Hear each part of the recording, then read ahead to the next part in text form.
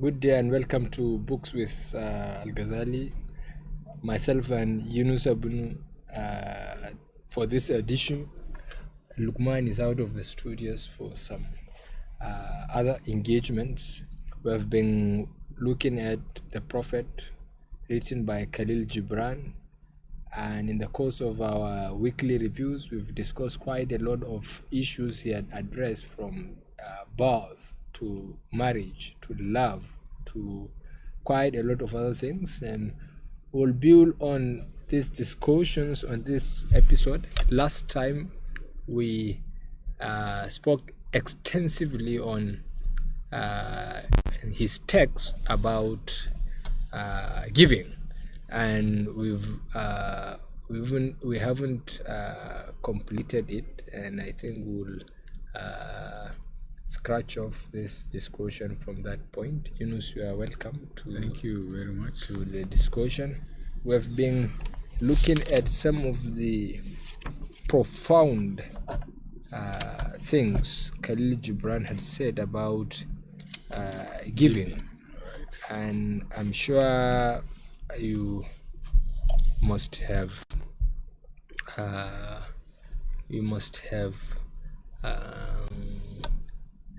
gotten some pieces of powerful takeaways from that highly loaded piece of work, especially the things he had to say about giving. Absolutely. So I will read from the text, and we look at each part of the text that needs some further, clarification. So here we go. I'll use my phone. Okay, fine. You're welcome. I am one person who is not a respecter of protocols. Yes, I have a copy in my book. Before someone is saying I am doing something. Yeah, it doesn't matter so long as you are reading from the original copy. That's what is important. Right. So, it is well to give when asked, but it is better to give unasked, through understanding. And to the open-handed, the search for one who shall receive is a joy greater than giving. So, very profound. Let's stop at this point to look at these two very powerful statements. It is well to give when asked, but it is better to give unasked, through understanding. Absolutely. What do you make of what he says here from your own reflections? I think this is very powerful, very deep, very considerate, and this is what, if this particular character or habit is imbibed by everyone in this world, then we will have no problem. He's saying that it is better to give. It is well to give when asked, but it is better when to give unasked, through understanding. Yes. It means you understand the situation which people are in, and you come to their rescue. You see, many a times people wait for people to ask them before they give, and sometimes some do not even give even after being asked. Yes. So it is different even to the receiver when you understand his situation. It is, for some people, I know they are too humble that they never in their life ask from anyone.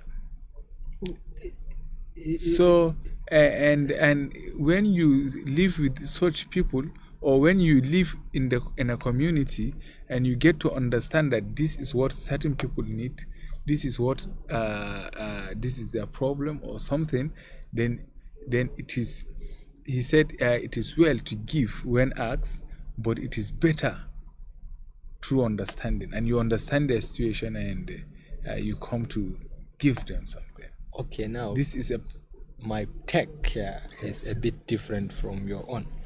because he spoke about giving unasked and giving. All two, True understanding. all of the two are good. Yes. Very good to give when asked. And in this world, we are operating at that standard even, and we are happy that there are people who can give out when asked, and Yes. the whole world is operating at that. But now he has added another dimension. What others may not have seen is that the other dimension he had added has a requirement, Yes. which is intellect, Absolutely. understanding.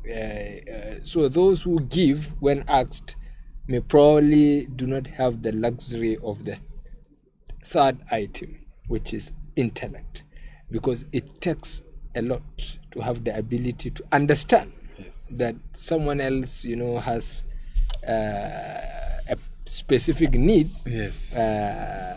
and he needs you. and he needs you to Rescue. help him. Yes. And ultimately, therefore, giving is supposed to be some intellectual activity, because not everyone has the intellectual capacity to understand that this person has a particular problem. And then giving doesn't have to be about the material things, as we have discussed previously. It can be of an advice or of providing a therapy to someone. You live in a community where people undergo a lot of emotional, mental, psychological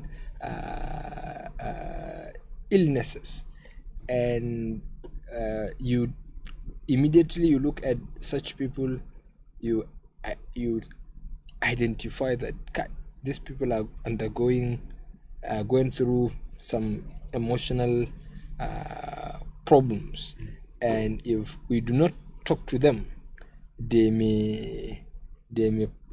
may plunge them into depression and probably even suicide, as is common nowadays.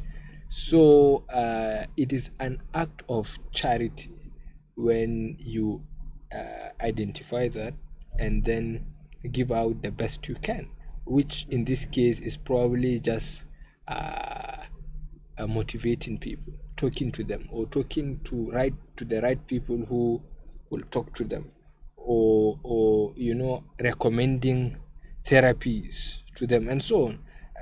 At the end of the day, we are in a world that of course reduces everything to naira and kobo, but at the end of the day, such intervention is not something you can quantify in terms of any material thing.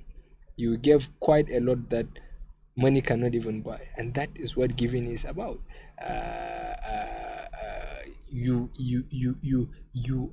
preserved the person's honor and dignity, the person's pride, because you do not allow him to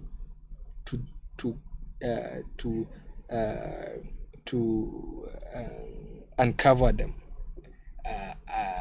In a way, he still feels that he didn't have to, so that is a great gift.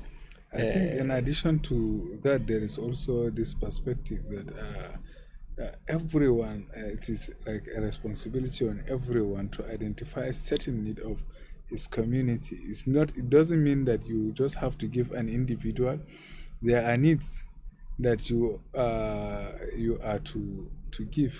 Say, for instance, to water a flower, or there is a certain problem faced by your community, of water, or drainage, or anything of such, or even the service of for you recognize that in your community there is not enough doctors. You sponsor doctors, or you go into yourself to study medicine. Excellent. And with that you come to give that service, of course. True understanding. Yes. You understand. You understood that this is the need of your community, and you are giving it out. Yeah. And apart from that, there is so many perspectives to that. It's very deep. It's very deep. It's very deep. Elsewhere Yes. in the back, he said, Yes. it is nothing when you give of this world, of these material things. Yes. You have to give from yourself. Yes. Yes. Give offer yourself. Absolutely. When you go and study medicine, just Yes. because you have offered yourself Absolutely. to the service of that community, and this is what you don't largely see in this Yes. world today. So let's proceed. And to the open-handed, the search for one who shall receive is a joy greater than giving. This is a very profound statement that it takes quite a lot of intellect to dissect, because and not as if I also have that capacity really to understand it, but it feels that, well, it needs some extraordinary concentration to Absolutely. extract the meaning. Absolutely. Because every act of giving should remind you yourself in lack. Absolutely. When you are in need, so that there are people in need, people who can take, should immediately remind you that you have. Yes. And you could be in a situation of lack. Yes. And that there are people to whom you can give, should assure you that you have, and that you are enjoying some extraordinary privileges, and that and when you have people who you can even give, then you are not quite light, because you can live in a community where you cannot give anyone. You are in fact the needy. And I keep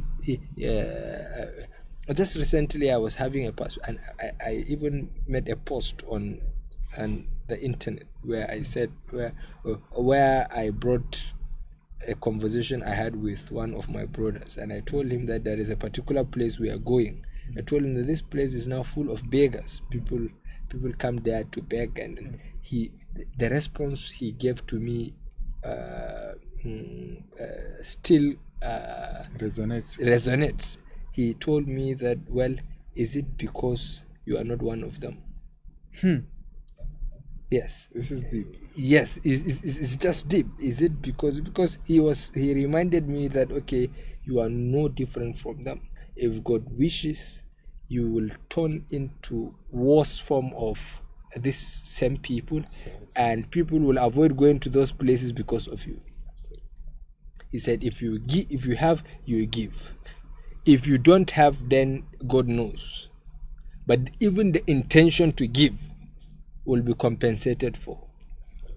And so it is a gift that there are people who you are in a position to give. That itself is a gift that someone can receive. Yes. From you is a gift. So that's my reflections. I don't know if you have anything to on add. this. Immediately while you were reading this, I felt the joy. Yes. As journalists, I will bring the perspective of my profession into this. Yes. You see, there is no joy than you identifying a certain problem in community. Yes. And after you go to the community, say for instance, there are stories we did here in Yerwa Express News where our reporters identify certain communities where there is no water, and because of the story, their intervention, and whenever you go into that community, those people identify you or call you from time to time to tell you that yes, you are still doing this, you are still doing that. That joy that you feel.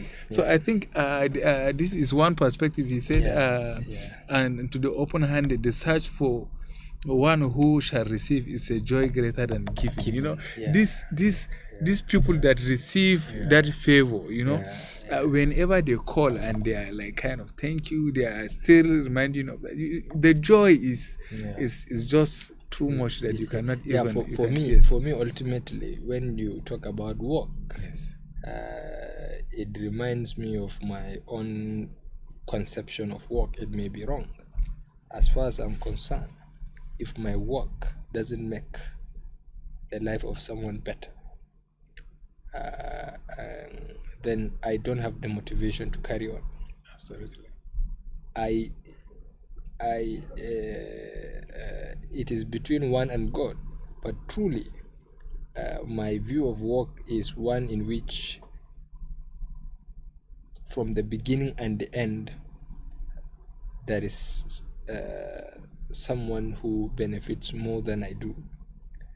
Ultimately, when your work doesn't serve anyone but you, which to many, is the case, or it could be our own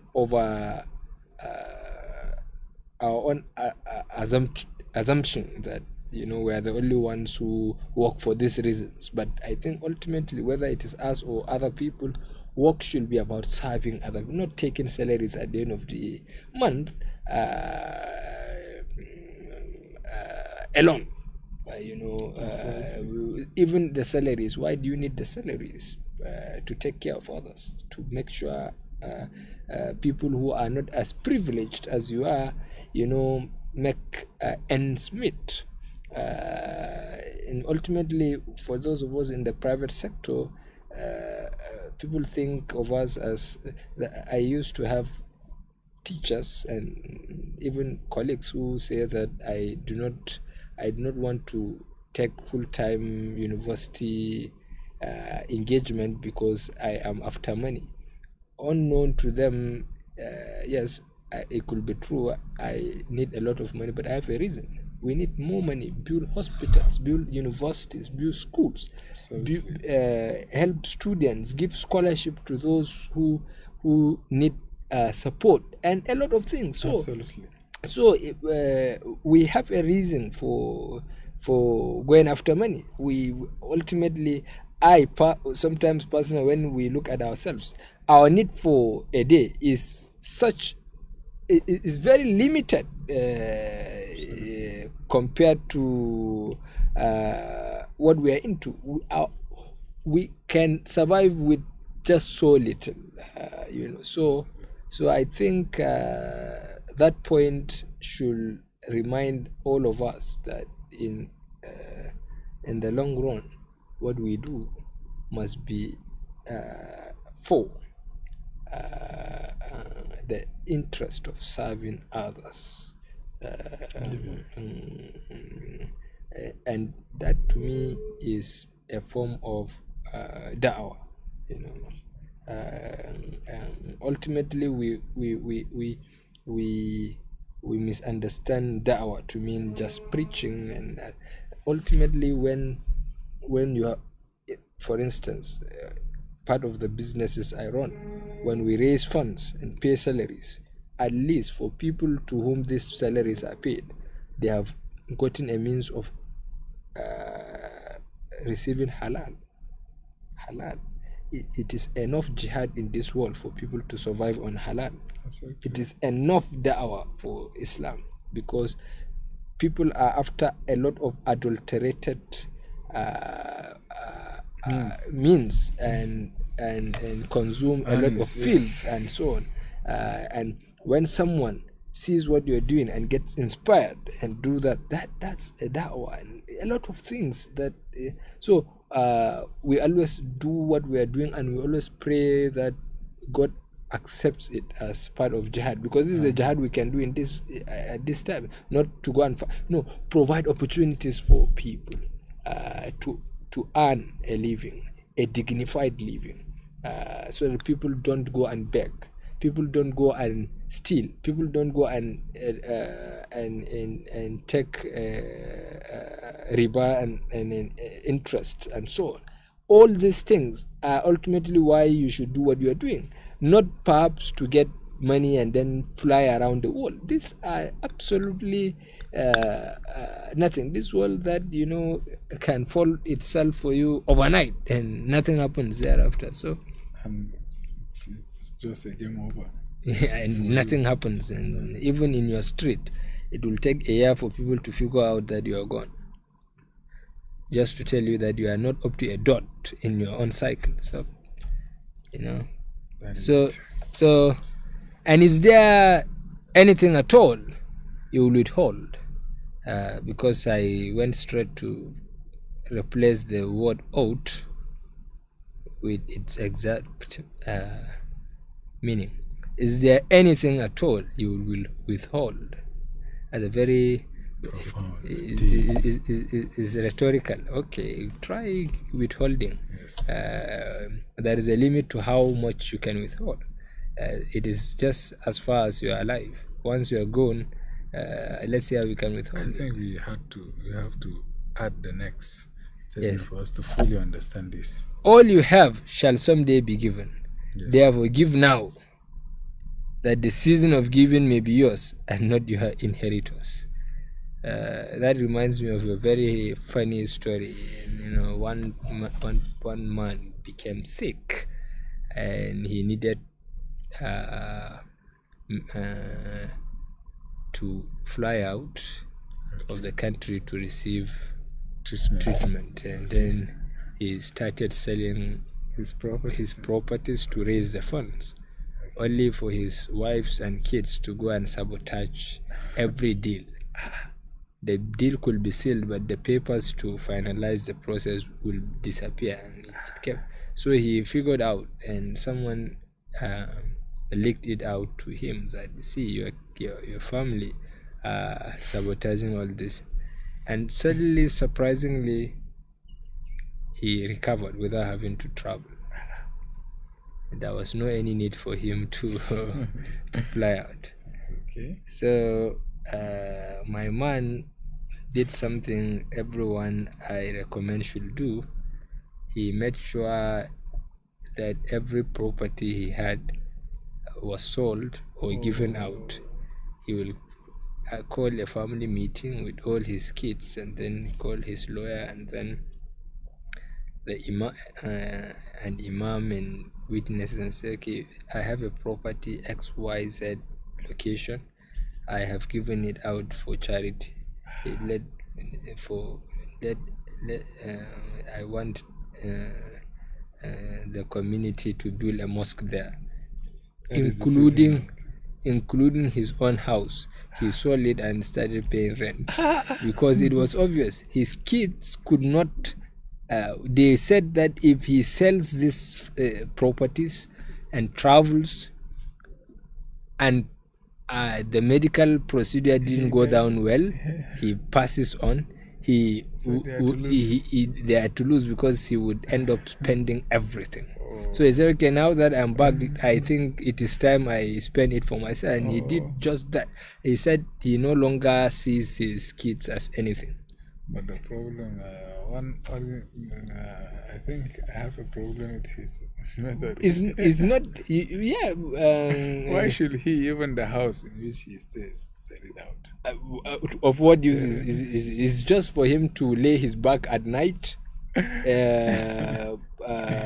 keep his privacy. What more will he? No, it is extreme, What is more extreme than your own kid saying that you cannot sell your own properties to fly out for your treatment? For your own treatment. Ordinarily, these kids should supposed to, be the ones to raise the funds. They were not a party to getting to the process. They are not involved. It's not from their own. It is a very good reminder for us that when the things we withhold at the end of the day will go into some people who will make rubbish of it. So isn't it better that he enjoys them? When he will buy a new car, when someone says that this guy is beautiful, he says, take it. So he kept splashing around everything he had. Wow. And I'm quite happy for him. He said he had never even enjoyed living until such incident happened, and God was actually showing him, was telling him that, look, these things are just the way they are. If you think that you these people you have you are toiling for. Think about you for a second. I think the wife is lucky if he has not taken a second wife. Not wife. The irony, the tragedy for this man is not that he has one wife. He has at least two or so, and all of them were involved in the scheme. Oh. So how much of an unlucky husband he is. And so we live in a world where everyone puts himself or herself first. The most difficult thing is to accept to put yourself last. That's the most that's the greatest test of faith in people. Yes, if you are given money to go and distribute it, you have to. The way the world operates now, how do I get my own aside first? When in fact you were already honored, you were given this privilege of giving out. So if you can use your own hands to give out, how now do you think that God, who is all too powerful, can give to you a common you? If you common you can give out with your hands and put joy in some other people, you should know very well that God is capable of giving you. Absolutely. So this is the irony, but we do not think in these terms. We say,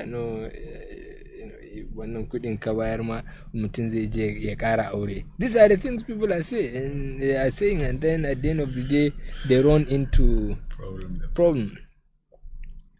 And okay, therefore give now, that the season of giving may be yours and not your inheritors. So it's not even about your family inheriting your ordinarily in this world. There are times when there are people I'm just eyeing them to use Nigeria's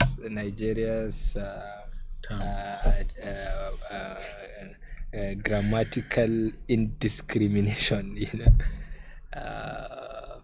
so there were times they were in position to be of help, and all they needed to do was just a word of mouth, and a lot of those will be open for you, but they refuse to do that. And before you say Jack Robinson, the circumstances have changed. That is it. They are no longer in position to do that thing. Yes. Their season is gone, and they will live in perpetual regret. Therefore, give now. So give now. Do as much as you can. That's all you can do. There are times when, while alive, you will see others do things and you will be heartbroken when people do unto you the same thing you fail to do to others. Because this world has a way of teaching you a lesson. Absolutely. You fail to do it, and when it is your time of need, you may be the same person who feels now, ashamed of saying, we had this opportunity, we didn't do it to people. Can I really do that? Yes. And then people identify that and say, you look, this guy, you are in problem. We are here to assist you. How much of a heartbreak is that? So just do what you can do now. Give as much as you can. Ultimately, that is all you can do, because don't be a witness to others doing it. Don't. So I think it's a very profound lesson to indeed. So you often say, I will give, but only to the deserving. The trees in your orchard say not so, nor the flocks in your pasture. So this always reminds me of my late boss, who we used to think had some disorder in the way he gives, because it doesn't matter who you are. He gives with such blindness that it was not an issue of concern whether this person is more buoyant than him, or whether he had given you just moments ago. It was just a matter of disorder. He gave without even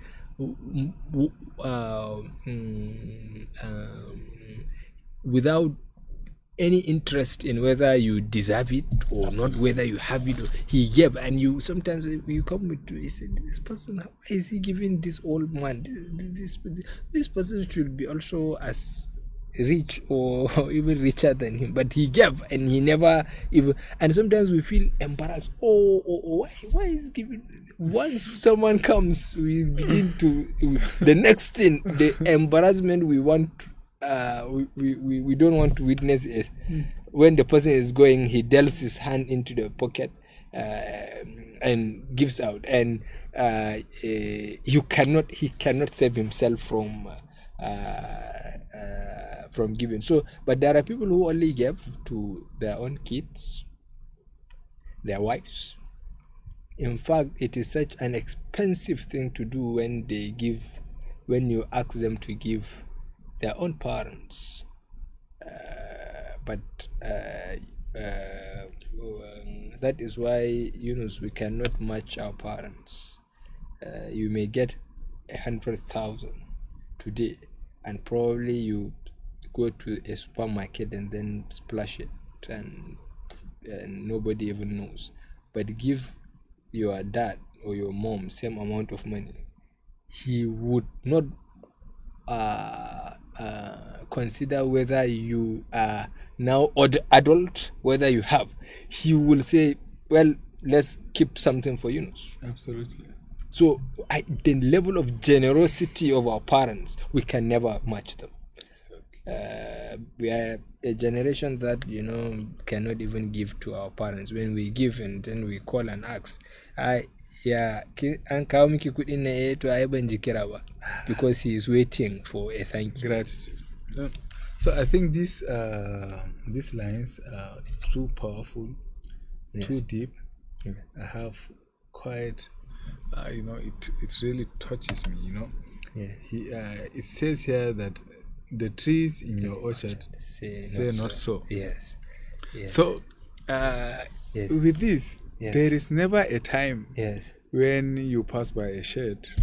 And then that tree, says that no, you are not deserving of this. Get out. Yes. It's deep. Yes. So this should be the mindset of our people, or a flock says, no, why should I be good to this man? He's not deserving of me, So when the trees in your orchard maybe they produce fruits, and they don't know who will even eat the fruit at the end of the day. They don't care. It will be exported. They won't say that no, this fruit should not be taken by so or so. That individual uses maybe say his axe to cut a branch of me or something. They just give it out. They give. And without such open-mindedness, the world would have perished. That is it. If trees will give only on the basis of who deserves or who appeals to them, then absolutely we are in a huge calamity. Someone oiling the person that waters it, for instance. Yes. Oiling the person that do this or that. So this is why it is deep. So it is enough, in this world, God has placed quite a lot of things for us, for it to serve as a reminder, for it to serve as a lesson to us. You refuse to give an individual. But because how much you are feel, you taking? But because you feel he's not deserving. But the three you pass doesn't say the same. Doesn't say so. Yes. You take a lot without knowing. Absolutely. Yeah, you say you wouldn't give, but then how much has been given to you? You can't tell. A lot. So Kahlil Gibran lives a very powerful work that every serious human being should really read. And here comes another line. They give that they may live, for to withhold is to perish. Absolutely. Surely he who is worthy to receive his days and his nights is worthy of all else from you. we receive so much, So and much. we do not really know. We receive the glad tidings that the mornings bring, the glad tidings that comes with sunset. We enjoy our sleep, which is a gift of the night. We enjoy a lot of the gift of strength and energy in the morning, and hope and confidence in the morning, and we ultimately don't see that as a gift, but we take them with reckless abandon as if they meant nothing. We go out, and then all the world, when the sun shines, the color of what we consider beautiful manifests. We don't see the gift of light. We do not see how much generous the sun is. But look at someone who got from the sun everything he has had to become whatever he is, now telling others that, do you know how much I have worked for this? Yes. And how many times do the nights and the mornings and the sun, the moon, the other visible and non-visible entities of this creation served you and gave you without you even ever knowing? Absolutely. So there is nothing too big to give, and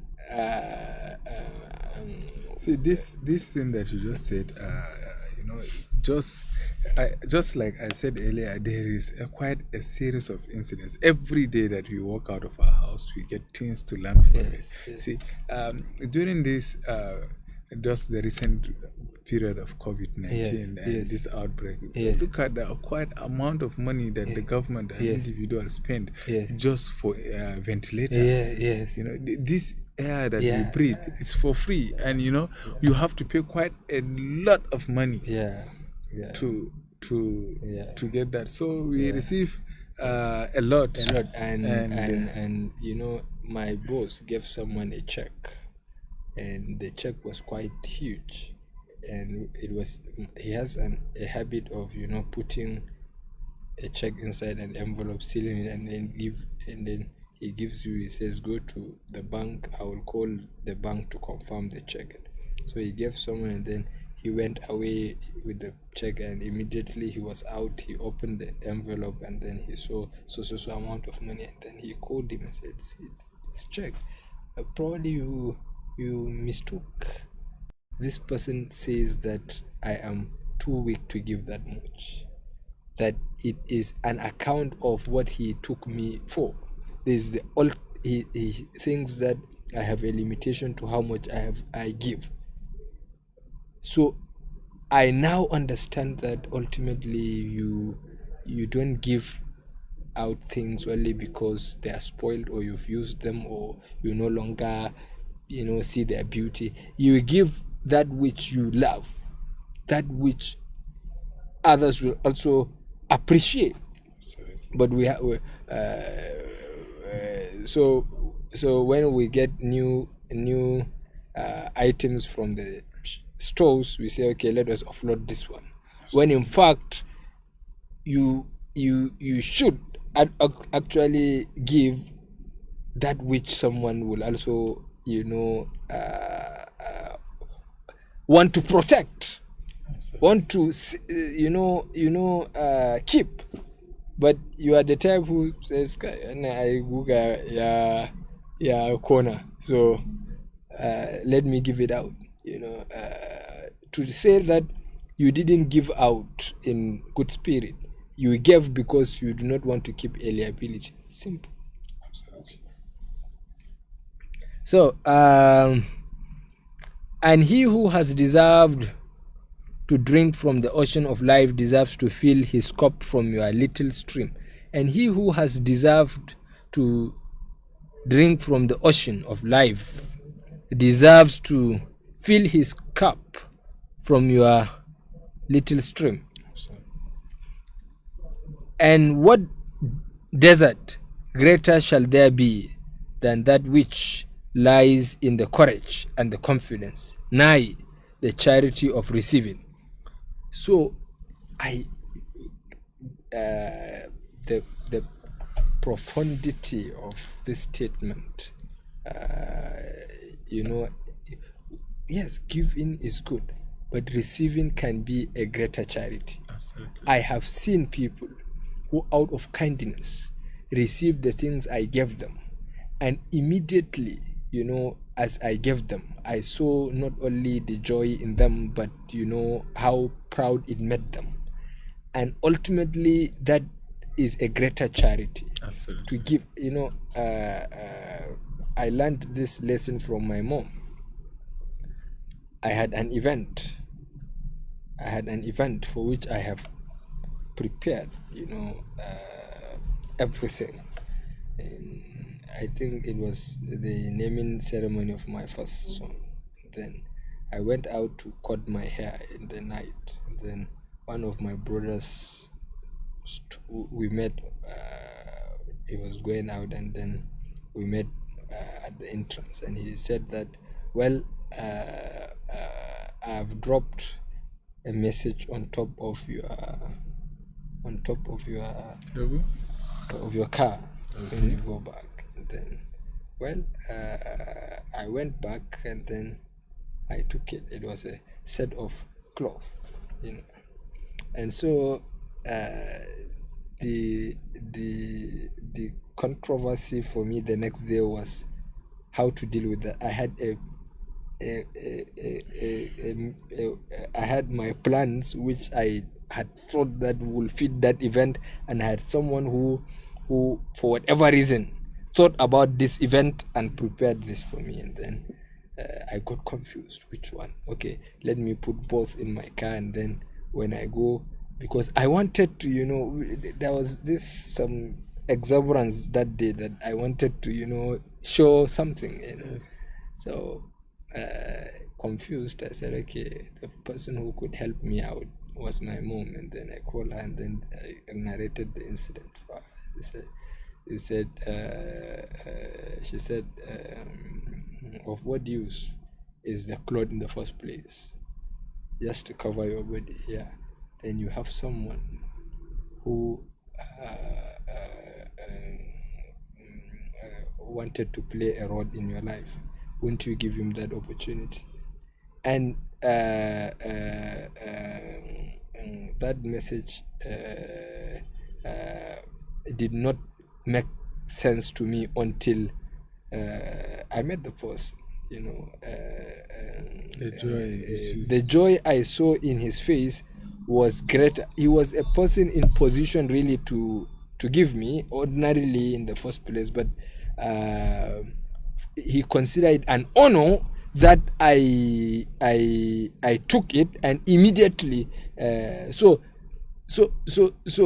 I now understand that a greater charity is to make others happy, including those who give.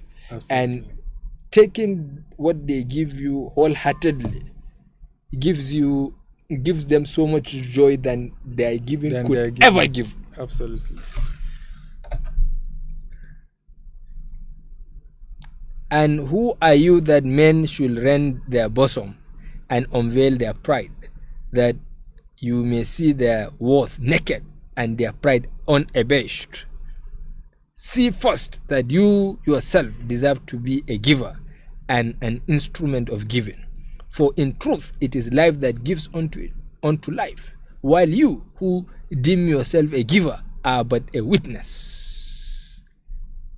So it was exactly what I'm saying. Yes. When someone comes and then when you swallow your pride to take what someone, okay, now the issue is, it was exactly what I was saying earlier. When you wait for someone to come and shed his pride and then ask you, and then still when you give, he takes from you. Who are you? What do you take yourself for? That is it. Do you want someone to come and open up and tear his pride to shreds? I have people whose respect I have earned, who did things to me and never told anyone, and never even took the credit, and never even for a reason, for even their families never got to hear of it. I because much more than what they gave me, they preserved my dignity, my honor. And I think ultimately he who takes from you or who receives your gift ultimately did something that honors you. Absolutely. Because they felt that you are deserving of, seeing the real worth, Yes. that The nakedness. That yes. And ultimately that when you give, you are only an agency of giving. In any case, you have only witnessed yourself, because ordinarily you got the world has a way of just look at one thing. You will go and plant something, you go to sleep, it will grow, or it will grow, and then birds come, eat from it, and then go. You do not even know, So in the same way, you can, but you, in yourself, take something and give someone without it coming from your own intuition, your own self. Absolutely. You just witness it. Yes. So in this whole perspective, I think with this we will be moving to a new receivers. Yeah. So before that, I have a summary of with something to deal with this giving. Yeah. This has been my ideology ever since I know myself. Yeah. The thing is, whenever, for instance, I give, I always tend to thank that individual who receives. Yes. Why? Because I feel, and I always tell myself that, so God has given me this so that I will give out of it to this person. Yes. So God has already destined in His book, that this in the person book, will that get this person will get this, and I am given this privilege, this honor. Privilege. Only I myself is enjoying. If it is food, someone comes to my house and eats. I think that plate, or maybe even the whole bag, God has given me the whole bag just because God has already destined that there is the share of that individual. So because God has destined that there is the share of that individual in me, say, okay, there is so my servant there, and because of that, and I have destined that he will come to so and eat. So let me just use because of that as an agency. Let me just give that individual. So maybe you might have the pride that yes, I gave him this or that, and I always tell myself, no, I should be thankful that to him. Yes, because it is even because of him that God gave me this. So this automatically drops any pride that might come up in me that I gave this or that to that person. I have a mentor, a spiritual guide, whose name will be whose name I will not mention because it will be a disservice. And he used to tell me one thing they believe in. They pray to God that whosoever that is in need, may God bring that person forth to them first, and that may God provide for us to solve their problem, whatever that problem is. The biggest is what? Is disbelief. May that person get healed of that disbelief from us. May the seed of faith and belief be planted in him from the time he comes to us. And the lowest of things are material things: food, money, cloth, marriage, house, and so on. Even if the person comes here and doesn't mention it, may God grant us a way of helping him. Absolutely. So ultimately that changed my perspective, and I realized that there are people whose levels, whose ranks we can hardly ever reach. Absolutely. So, and you receivers, and you're all receivers, assume no weight of gratitude, lest you lay a yoke upon yourself and upon him who gives. Rather, rise together with the giver on his gifts as on wings. For to be over mindful of your debt is to doubt his generosity, who has the free-hearted earth for mother and God for father.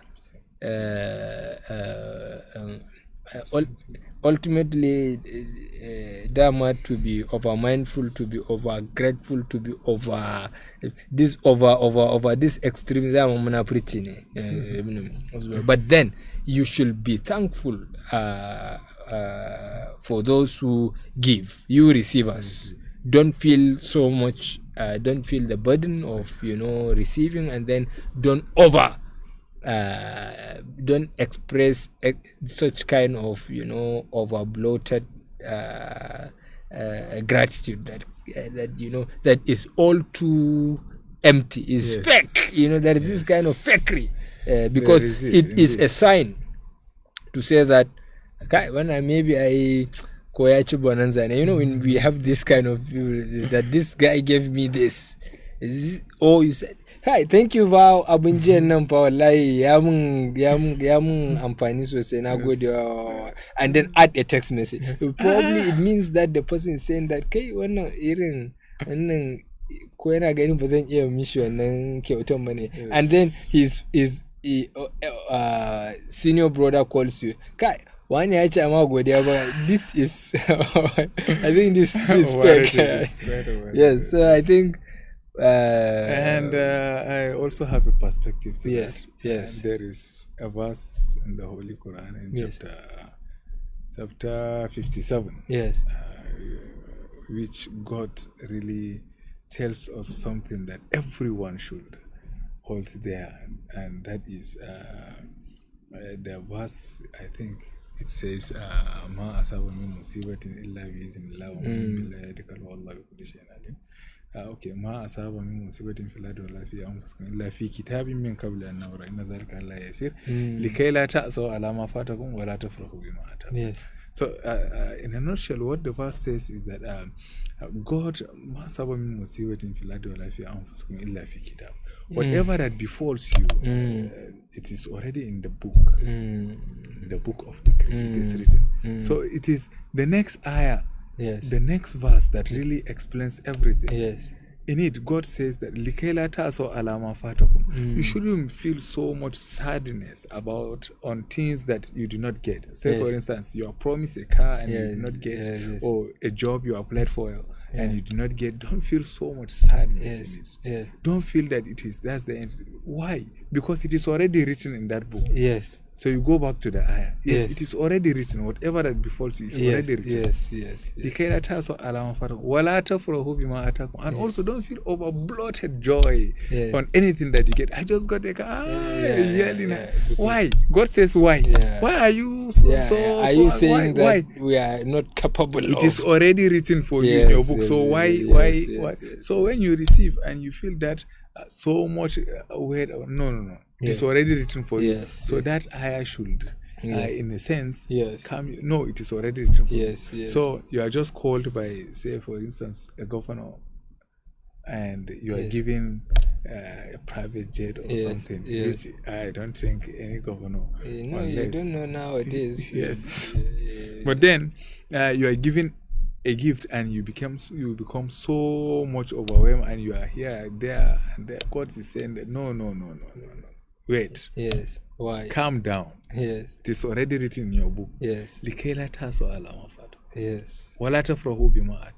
Yes. So I think that part, I think is also much with the assume the weight of gratitude. Yes. Lest you lay a yoke upon yourself and upon him who gives. I think. That's my take on that. Yeah. So I think we have taken this to the extremes for this session. Thank you very much for being part of this. I hope we can get to discuss more in the coming weeks, because there are only too much to chew from this from the words in this book, and I wish that people make use of the lessons, no matter how little. and essentially may God give us the understanding that we do this for him and only him. As we always say, when what we say or do is right, it's from him, and when it is not, it is from us, the world, and the devil, the cursed. So thank you very much for being part of this. Please subscribe to our channel and then keep updated with us for subsequent discussions on Kahlil Gibran's work and several more to come as we go into this program. Thank you. Thank you.